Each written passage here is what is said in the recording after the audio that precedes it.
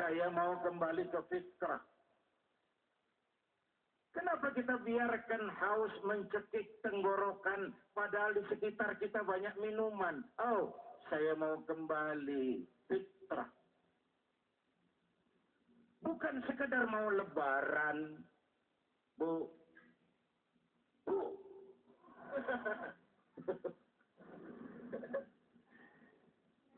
Malam-malam Ramadan kita laksanakan qiyamul lail, kita baca Al-Quran, kita iktikaf di masjid, kita tunaikan zakat, salah kepada sesama manusia, dosa kepada Allah, taubat langsung kepadanya, sonder calo. Nggak bisa saudara dosa sama Tuhan ngaku di depan saya, apa urusannya? Kalau saya bilang dosamu udah diampunin, enak bener. Langsung kepadanya, sonder calo. Tapi dosa kepada sesama manusia, Allah belum akan memberi ampun kalau kita belum minta maaf kepada yang bersangkutan. Ya, jadi kalau saudara meninggalkan sholat, syarat taubatnya 3. Menyesal, berjanji tidak akan meninggalkan sholat, dan meninggalkan perbuatan meninggalkan sholat. Tapi kalau saya salah kepada saudara, ada nggak hak saudara yang saya zolimi? Saya nyolong sendal saudara. Syarat taubatnya 4, bukan 3, 4. Menyesal, berjanji nggak bakal nyolong lagi. Yang ketiga, meninggalkan perbuatan nyolong. Yang keempat, sendal orang pulangin. Ini menyangkut hakul adami, hak-hak manusia.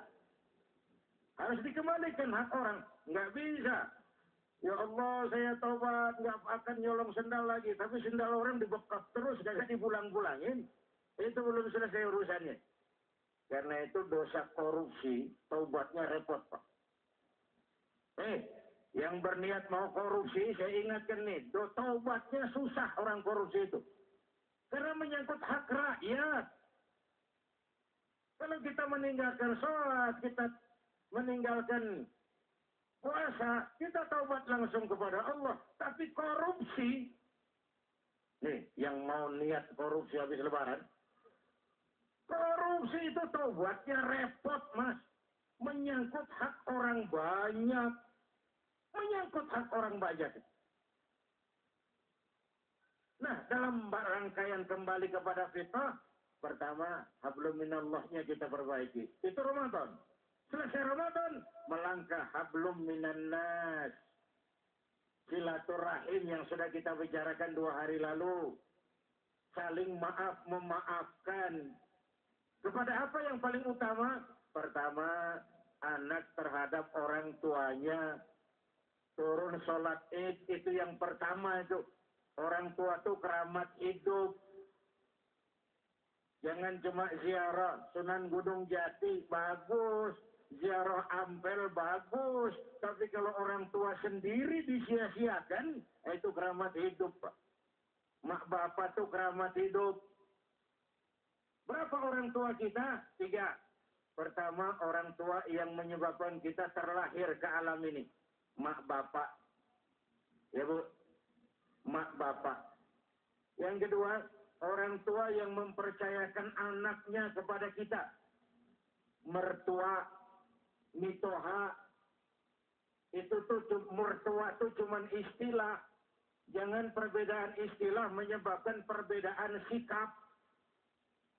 Asal mertuanya datang dia bilang sama istrinya, mak lu tuh. Mak lu? Emang bukan mak lu juga? Perbedaan istilah jangan menyebabkan perbedaan sikap. Orang tua yang mempercayakan anaknya kepada kita, itu loh minta ridhonya itu. Bayangin anaknya yang dia lahirin, bulat-bulat diserahin kita. Anaknya yang dia asuh dengan keringat dan air mata diserahin kita. Bulat-bulat terima utuh kita. Nggak ngerawatin dari kecil, nggak ngelahirin, diserahin. Orang tua yang percayain anaknya kepada kita. Yang ketiga, orang tua yang mendidik kita, ngajar kita. Guru-guru kita, kiai-kiai kita, guru-guru ngaji di kampung kita, itu utamakan. Itu utamakan. Ada, sekarang sudah meninggal. Saya itu punya guru yang mengajarkan saya dulu hijaiyah. Reda soal alibawai alibdapanu a e o. Indah semak tadapan tu alam dapanmu matamu. Itu yang sampai sekarang masih ngajar kayak begitu. Tapi itu yang saya utamakan. Itu yang saya silaturahmi. Apapun beliau sudah berjasa dalam kehidupan ini. Pertama orang tua.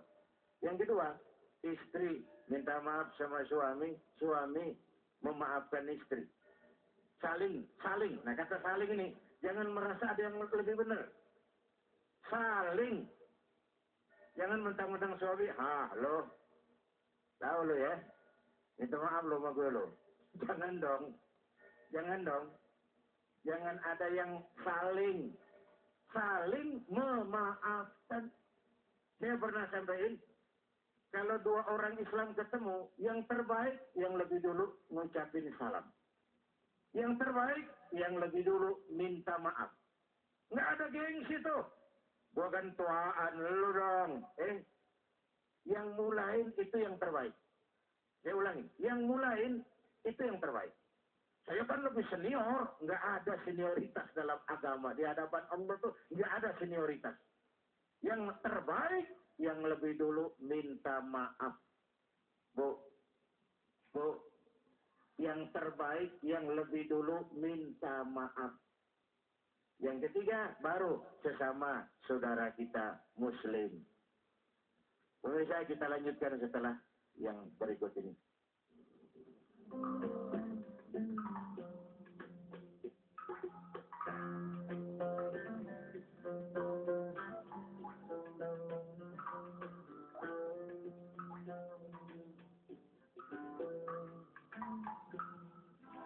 Upaya batin, yaitu bangun malam, mohon pertolongan Allah agar kita diberikan panjang umur dalam taat. Itu yang penting catatan, panjang umur dalam taat.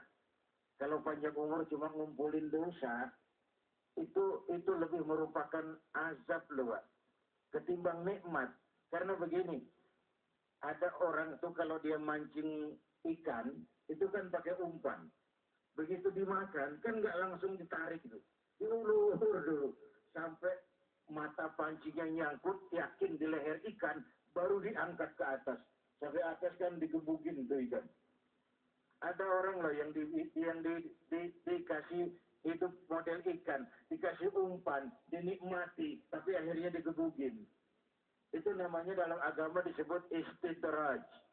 Diberikan, tapi untuk diambulin. Nih, anak kita naik pohon rambutan. Kita bilang, naik terus. Saya yakin tuh anak bakal turun tuh. Padahal disuruh naik terus. Tapi karena gak nadanya beda, turun itu anak. Nah, panjang umur dalam taat kepada Allah. Saya kira itu. Jadi, yang penting kan jasad boleh hancur terkubur tanah, tapi nama akan dikenang 1000 tahun yang akan datang. Lagi-lagi, yang penting bukan jumlahnya umur tuh, isinya. Sekali lagi, yang penting bukan jumlahnya, isinya. Sama juga kepala nih, kepala yang penting bukan ukurannya, Pak, tapi isinya. Biar ukurannya gede, kalau isinya jeblok ya nggak ada apa-apanya itu kepala. Nah, Bapak Ibu, ya syukur kalau bisa kontrak sama malaikat maut. Tapi ini yang terakhir bercanda ini, Pak. Tapi secara zahir, olahraga, makan minum yang teratur, kemudian batinnya yang mohon pertolongan Allah. Ibu tadi, ciri-ciri orang yang rindu kepada Allah. Bapak Ibu, pertama, orang yang cinta sesuatu biasanya banyak nyebutin. Biasanya loh, Bu. Ibu ini kalau lagi seneng sama gelang, kalung, di pengajian, Mbak Ano gelangnya, kayak pelek becak. Gelang diomongin. Orang cinta banyak nyebutin. Nah, orang yang cinta kepada Allah, dia banyak menyebut nama Allah. Zikir. Banyak zikir. Karena hampir semua event kehidupan kan mengingatkan kita kepada Allah. Kan? Coba, apa yang kita lakukan memulai pekerjaan? Bismillah. Apa yang kita lakukan melihat sesuatu yang hebat? Masya Allah. Melihat sesuatu yang luar biasa? Subhanallah. Terkejut? Astagfirullah. Semua event kehidupan ini mengingatkan kepada Allah. Orang yang rindu kepada sesuatu, dia banyak menyebut yang dicintainya. Satu. Yang kedua, orang yang cinta biasanya mau berkorban. Cinta adalah pengorbanan. Ini kita lapar nih, apa enggak pengorbanan? Kenapa? Karena kita cinta Allah. Ini kita haus ini, apa enggak pengorbanan? Pengorbanan. Kenapa? Kita cinta Allah. Ibadah lantaran cinta. Oh, ibu sudah naik kelas itu. Bukan kepengen surga, bukan harapin neraka. Karena cinta. Bapak Ibu hadirin yang saya hormati. Cinta pengorbanan. Mau bercinta, harus siap berkorban. Takut berkorban, nggak usah cinta-cintaan. Asik juga nih urusan ini. Itu sementara, Bu. Ya. Baik, terima kasih banyak Pak Kiai. Ya, kami berikan kesempatan kepada Anda pemirsa yang ada di rumah. Anda bisa hubungi kami nomor telepon 0217652974. Sepertinya sudah ada yang berhasil bergabungkan kepada kita bahwa Bapak sebagai seorang pelaksananya nih, tadi sudah disarankan oleh Pak Kiai bahwa beribadahlah seakan-akan besok kita mau mati. Rasul pun juga pernah bersabda dalam salah satu hadisnya ya, pada saat kita beribadah, ingatlah seolah-olah kita besok akan mati. Tapi pada saat kita bekerja, seolah-olah kita akan hidup 100 tahun lagi. Kira-kira umur kita akan banyak. Oke, baik silakan Bapak-bapak Ibu ada yang mau bertanya? Silakan. Ya, silakan. Terima kasih. Pak Kiai mungkin bisa langsung dijawab Pak Kiai. Ya, banyak kiat untuk menasihati diri sendiri. Itu yang terpenting. Banyak kiat untuk menasihati diri sendiri. Ada seorang sufi besar, sebelum menjadi orang sufi, dia malas sekali ibadah. Nah, di sebelah tempat tidurnya dia bikin liang lahat. Dia bikin liang lahat, persis seperti liang lahat, betulan. Kalau dia malas mau sholat, dia turun, dia berbaring di liang lahat itu, seperti orang dikubur itu. Nih, lu nanti bakalan begini nih. Mumpung masih bisa bangun, sholat. Cepet-cepet dia bangun. Itu satu. Untuk kiat menasihati diri sendiri. Yang kedua, ada semacam time schedule. Saya mulai tahun ini rutin. Tiap hari baca Quran 3 ayat. Ya nggak usah seintensif Ramadan karena tingkat kegiatan mungkin sudah beda. Tapi ada time schedule yang rutin. Jangan lupa, perbuatan yang paling dicintai Allah rutinnya. Yang dikerjakan dengan rutin walaupun sedikit. Ahabbul a'mali indallah adwamuha wa in qalla. Perbuatan yang dicintai Allah yang rutin walaupun sedikit.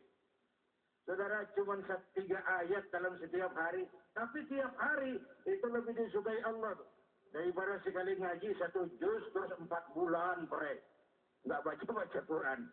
Adwamuha wa in qalla. Jadi kalau diatur dalam time schedule hal-hal yang bisa kita lakukan secara rutin.